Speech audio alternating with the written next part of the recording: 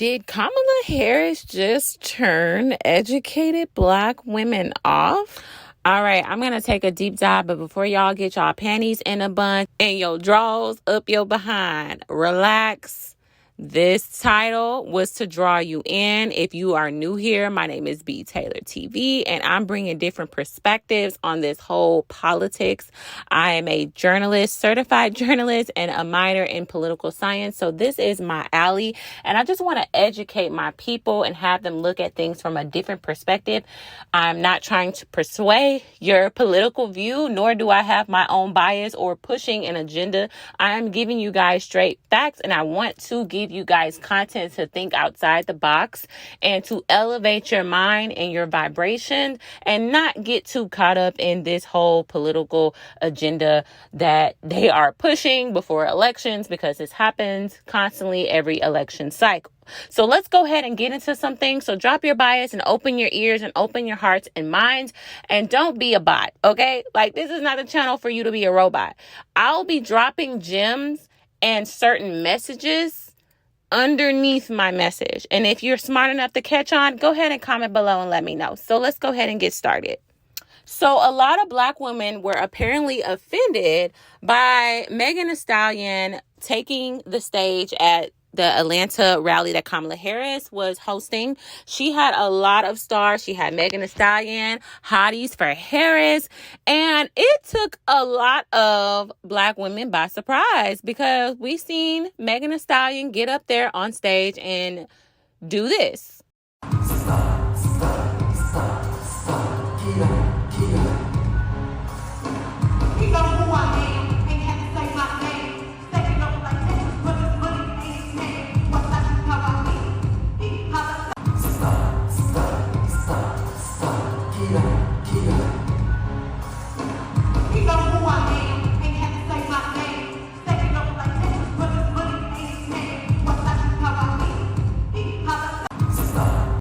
So I wasn't even mad at that. I was like, okay, Igwashi Washa.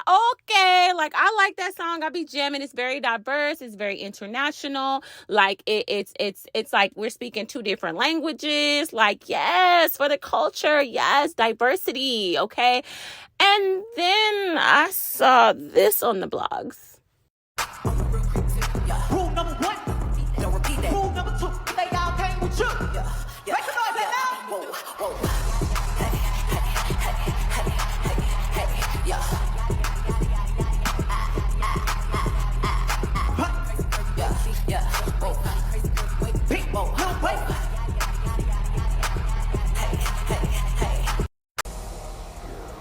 Now I know my ladies in the crowd love they body. Real hot girl. And if you want to keep loving your body, you know who to go for. Hey. So then I went underneath the shade room, and a lot of Black influencers, Black women had a lot to say. And I'm just going to go ahead and read some of these comments for y'all. You got people saying, I'm logging off. America is so ghetto. Like, who approved this? And we are not reading them in because we just really don't care what they got to say, because this is women's business right about now. And we women, we are collecting, we're coming together to talk about this. Okay. We had another woman say she should have just did Mamushi, since she know, I don't even know if that's the words, no, since no one knows the actual lyrics. Okay. Somebody said, I miss the Obamas. And somebody else said, yeah, she ain't winning. My boy gonna have a field day with this. I love Meg, but I really do. But this is just so unserious. You have another person saying, woo, child, the ghetto. And then somebody else said, I really thought she would have killed this culture. This is not the highest office quality nor material. And then somebody else said, when you try to mix your friends group. And then they replied and said, love Meg, but what is really going on here? Somebody else said, not gonna lie, this is distasteful for a presidential election. Another commentator, I love Meg. I love you, Meg. I do. But Kamala, this ain't the time. This is a very critical time, and your vote is biased because you are the only Democrat. You still need to earn us, and this is just not the way. Child, Kamala could have called Kirk Franklin. Kirk Franklin is tired, y'all. Then you had Jemele Hill, you know, she's gonna just go hard for the girlies. Have heard from a lot of people who were there, and they said the energy, enthusiasm were absolutely amazing. Like it or not, you have to meet voters where they are. Every voter isn't the same, and some of y'all don't seem to get that. You know, there and a lot of voters who are going to choose apathy over policy. It's a rally, relax. So we're gonna circle back to what Jemele Hill said. And then somebody else said, if Trump can bring out Amber Rose, why can't Kamala bring out Meg? Somebody else replied, because Amber at least was well-spoken and tried to give a message. The way they brought out Meg is essentially mocking Black voters. And then somebody said, press this button if you are embarrassed. There is a time and place. This wasn't it. Truth is, I'm tired. Options are few. Now, Kamala, no, she should have had Nikki come perform Moment for Life. I love Meg, but this wasn't appropriate. Was Fantasia not available? I'm literally speechless, at a complete loss for words. Somebody else said this was not the time or place. At some point, we got to draw the line. Look at my damn grandma back there looking confused. No, Megan, read the room. This was just so distasteful. This is how she sees us. So this is how she's going to try to get Black votes. I don't think even half of the Black population even messes with Stallion. What a way to show Black people how you think of them truly. Just a mockery. So ghetto. All right, guys, let's go ahead and get into some things. So Jemele Hill said something differently. She said, well, maybe Kamala is trying to reach the Gen Z instead of like the millennials, because I've seen a lot of millennials, people my age, you know, and they're like, okay, well, maybe she's trying to reach the youth. And I'm like, okay, like if she's trying to reach the youth, let's go with that. Let's go with that. Okay. Now, what I researched and looked up, because a lot of you guys, I'm going to show y'all the numbers. Okay, in 2022, let me tell y'all, I'm going to just go ahead and talk about like actual registered voters. Gen Z, from age 18 to 24, around 48% of them are registered to vote. And that's not even to say who is voting for what. As we know, the younger voters are, the more progressive they are, and the more they're likely to lean, you know, to the Democratic side.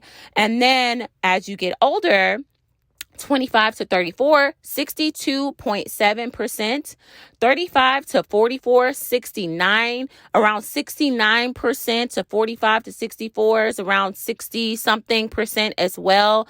And then you have 65 plus. They are 70% registered voters. Okay. So she is actually catering to a smaller percentage. Do the youth have impact? Yes, but not enough for her to, you know, only dedicate herself to the youth. And somebody even said it best. A lot of people do not like Megan. If y'all are new to my channel, I have definitely defended Megan in the past against the Tory Lanez things and the biasness that's she experienced in her life. Megan is doing her. But I love Megan, but I'm not even going to lie. I'm 30 something years old. I'm 32 to be exact. And I'm not even going to lie. When I seen Megan Thee Stallion up there doing her mama, I was like, okay, it's a little different. Okay. But then I saw this.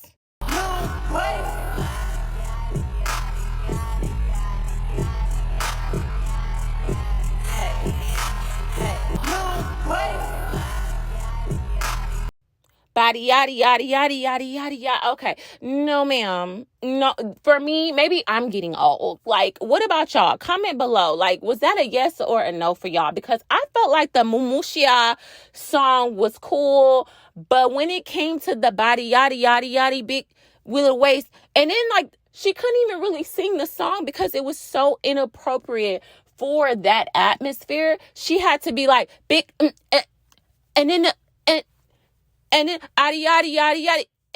Look at how that, like, it was like giving Shade Room beeping out every cuss word. And for me, it just was like, why even sing the song?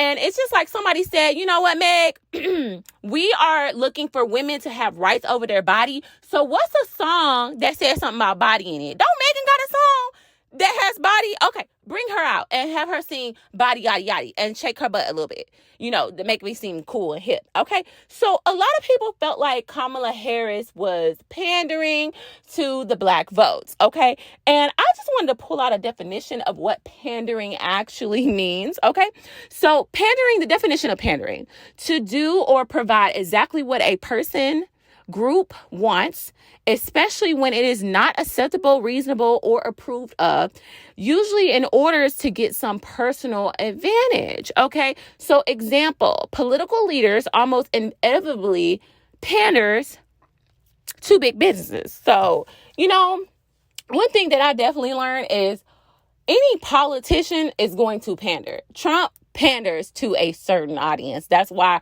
he got the following that he got, and that's why he don't speak badly about the police officers. Baby, he got to pander to those rednecks over there. He got to pander to a certain group of white people who feel like their voices are not being heard because of all this diversity and, equality. And they feel like, hey, what about us? And Trump is speaking specifically to those people, and he's pandering to those people because that's what you do in politics. Okay.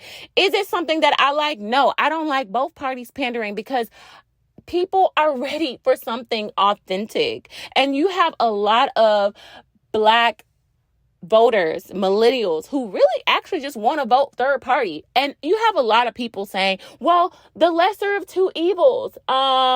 Okay, so let's actually put that into perspective. So would I have a person who is actually a killer snake or somebody who hurts children out loud? Or do I want the person that's doing that quietly? There is no lesser of two evils when it comes down to that type of perspective. What you try to do is vote to what is to your advantage. All right. And this is where I'm going to start dropping gems. So open your ears and listen with an open mind. Thank you. Okay. So these elections, they impact us to a certain extent. But let me tell y'all, and let me remind y'all, and I'm going to keep reminding y'all, local elections is what's going to actually impact you, impact your family, impact your neighborhoods, impact your taxes, impact your city, impact the streets that you drive on. Those are the ones that actually matter. Okay. Now, when you go up to the top, when you go up to the very top, when it comes down to presidential elections, there is a thing called electoral college. Okay. So since I was 18, I've always registered as a Democrat, but I live in the great old state of Texas. Okay. That state is always going to be red. So for y'all to sit here and tell me that my vote matters, I only vote because my ancestors fought so hard for me to vote. Right. But I know that my voice is my voice when it comes down to a certain party is going to fall on deaf ears because I live in a very red state and it's not going to turn blue anytime soon. It's been red for a very long time, even before I was born. Okay. That's not going to change because Texas is more than just Dallas, Houston, and Austin. We have a lot of rural areas in North Texas where a lot of people are heavily conservative. So let's go ahead and get back to Kamala, with the pandering, and now that she's black. Look, this is one thing I will say. Whatever Kamala identifies as is who she identifies as, and if she is the type of person that uses her race to her advantage because she is mixed with different things, and if people are okay with that, then who am I to sit here and say, hey, you're not black, you're not this, you're not that? I mean, at this point, you have a certain amount of black people who feel like the one drop rule applies. Then you have a certain group of black people, other side of black people who feel like, no, I walk in my blackness every day. I don't get to hang it up in my closet when it's convenient. That's not fair. That's called light skin privilege, mixed privilege. Like you get to switch whenever you want to switch when it's convenient. Then other people say, hey, you can't get mad at her for switching sides and code switching and one day being Indian and one day being black and one day being Hispanic or one day being a white Hispanic or a black Hispanic or, nobody knows what you are because you are just so exotic, right? So you have different sides and different people with different perspectives, and I get that, and I get both ends. I am a Libra, so I just kind of bring it back to the middle. Now, is Kamala Harris pandering? Now, this is the thing. I just wish her rally, as somebody who is a millennial, I just wish that her rally had more diversity, as in we are not just hip hop. Hip hop is just not our only culture. You have different, black is just not a one thing. And that's the only thing that I have a problem with is when it comes down to elections, the world is watching, okay? The world is watching America, and it looks like a clown show. It personally, because we've never seen a rap artist get on stage at a rally and throw that ass in a circle. Like, that was a lot. I've never seen that growing up in my life. I know a young lady mentioned, oh, Obama had Beyonce, but Obama had Beyonce dressed very classy, singing the Star Spangled Banner. Okay. And we love Beyonce, right? And a group of us like Meg.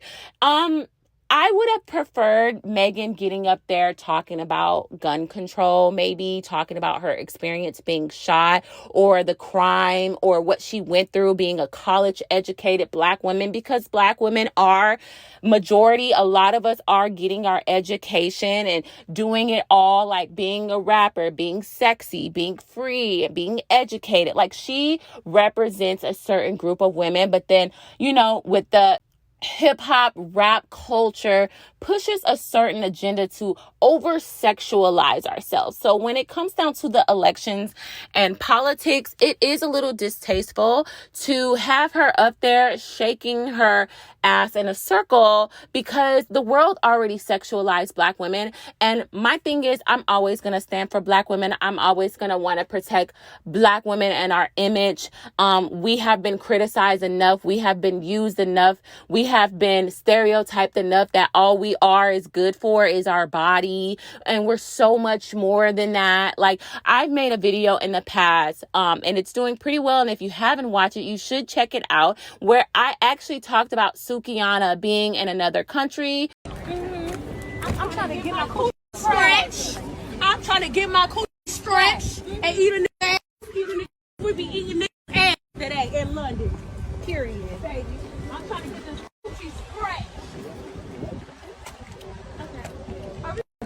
Being ratchet, being ghetto, and I just was like, hey, this is not a good representation of what we are as Black women. That's why you have so many people doing cosplay and doing skits on Instagram of the ghetto Black girl as majority of us. And the beauty about being a Black woman is that we all come not only in different shades, not only in different hair textures, but we come in different personalities. Okay, we're all like a little different genre. Like, I was growing up, I was called the Oreo. They said I was white on the inside, Black on the outside. Okay, cool. I embraced that. I realized that I could never be that girl, with the Ebonics. I could not do that. I admired it at one point when I was younger, but I used who I was as an advantage and got into media and in the journalistic world. We do have the different girls. We got the educated, classy woman, a little ratchet on the side. Like, I'm a Black woman who cannot twerk, and I just accepted my fate that I cannot throw that thing in a circle the way other girls could probably throw it. But you know what? I'm going to cheer her on, and I'm not going to think that I'm better than her. I'm going to be like, yes, sis, if it's at a right time and a place, right? Like, if I'm somewhere where it's acceptable for you to throw that thing back, I'm going to be cheering you on, girl, right? But we all come in different genres, and we all come. And I just want Kamala to embrace, like, stop trying to prove your Blackness. You don't have to be hip. You don't have to act like you like rap music and listen to Megan Thee Stallion, or you listen to Body Yaddy Yaddy. Like, that's okay if you don't do that, girl. Like, you can be the political Black woman, diversity, mixed. You could tap into different genres. And if you do listen to Megan Thee Stallion, that's fine. But that's just something that we haven't really known her to be. She's been very quiet throughout Biden's presidency. So it's just a little odd to see Megan Thee Stallion throwing that thing in a circle at her rally in Atlanta and then having Quavo come and talk about gun violence. And I just feel like he was just probably not the perfect person up there to talk about it, and her quoting Quavo, like talking about walk it like you talk it. And I'm just like, okay, like we're just more than just hip hop. We're more than the rap culture. Like, you got black people and you got Beyonce introducing black people that, hey, we love country music too. I am from Texas. I listen to Zydeco. I listen to country. I listen to pop. I listen to R&B. I listen to indie. We are all so diverse, and that's what makes us so beautiful, because you can meet one black woman and she could be completely different than me. You know, maybe she likes to be ratchet. Maybe there's the sexy reds, there's the Beyoncés, there's the Megan Thee Stallions, there's the Nickies, there's the, you know, there's a genre of black, there's the Fantasia. Like, you know, everybody's like, where's Fantasia? You know, so we come in different forms, and that's what makes us beautiful. But don't subject us as if that's all we can bring, is just throwing that thing in a circle. So that was my only observation. Would say that's my only observation. A lot of other black women were just not too happy with Megan Thee Stallion. You have an artist like Megan Thee Stallion come to your campaign event, and you think it's best to utilize her for twerking purposes. Megan Thee Stallion is a beautiful woman, and I like her as an entertainer, but this, no. Would have been much more effective, just as I said before, had Megan Thee Stallion came to the campaign event and gave a speech. Tell us why you're voting for Harris. That wasn't too much to ask for. But the fact that she was utilized in a different way is what has me scratching my head. Why? Kamala Harris is a woman. She wants to uplift and encourage other women, but this performance by Megan Thee Stallion, that was far from encouraging and uplifting. It was quite the opposite, in my opinion. That was nothing more than a distraction. I'm tired of being distracted. What are you going to do at the border? What are your plans with Roe versus Wade? What about the health care in this country, or the immigrant crisis that is going on in so many states? That's what I want to hear about. That's what I want to hear celebrities talk about if they come to these campaign events. I don't want to see a concert. I want to know what you plan on doing to get our country back on track. And if it's booty twerking, we're in more trouble than we thought. And this is not to say that you cannot criticize a certain party without people accusing you of being a Trump voter. Like, we can criticize Kamala, or we can have commentary of, hey girl, don't do that. Or, hey, the next person that's running who's black, please don't do this. Like, you don't need to do this. Like, just be yourself, girl. And we love that. We love authentic politicians. And I think that's a lot of, like I said, Trump is pandering to a certain group that feels like he is authentic and he relates to them, when really he is like pandering to a certain party. And now Kamala, like the black community, is like, hey, it doesn't matter if she's pandering to us. We don't care. Let her do her, because we hate Trump so much. I just want people to, polish up on their political stance. If you are registered to vote, you have a responsibility to actually know what you're voting for, and not just by you like how this person looks, you like how they talk. You should look up what are their policies, and do they line up with what you believe and want for your future, for your family and your children. Not because somebody looks a certain way and you think that that's going to impact you. What really impacts you is your state. And a lot of people are saying, hey, Kamala is going to help us out with protecting our rights and our body.